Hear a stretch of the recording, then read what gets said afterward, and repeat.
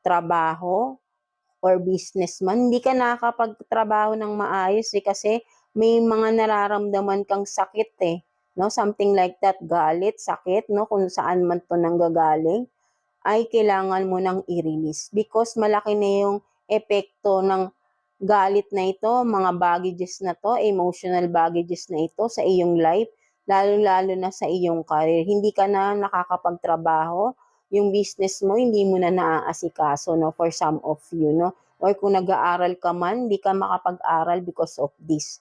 No, you have to release this no mga Gemini, no. So ina-advise na kayo ni universe to release those emotional baggages na nandiyan, no, matagal nang nandiyan, no. You have to forgive them yourself, no, para makausad ka na mga Gemini, no. So yeah, that's it for you Gemini, no. So I hope naka-resonate ka with your reading today, no mga Gemini. So yeah, thank you for watching Gemini.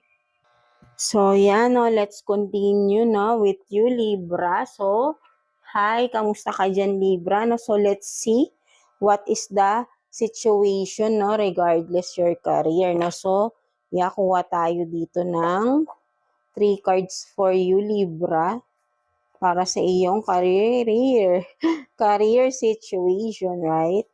Career situation for Libra, please. Career situation for Libra. 3 cards for Libra. Please, universe. So, maraming gustong lumabas, no, mga Libra, right, no? Kuha tayo ng 3 cards for you. For Libra.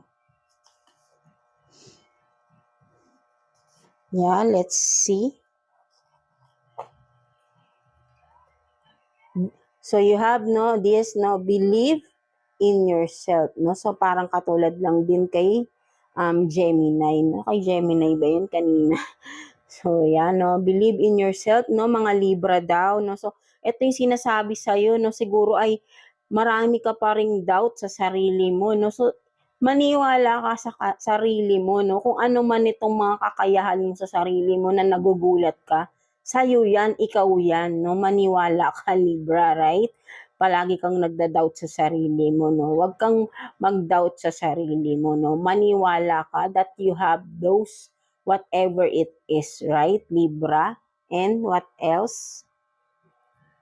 You have this, no? So, parehas lang din, no? Kanino ba? Kay fire sign siguro ata yun.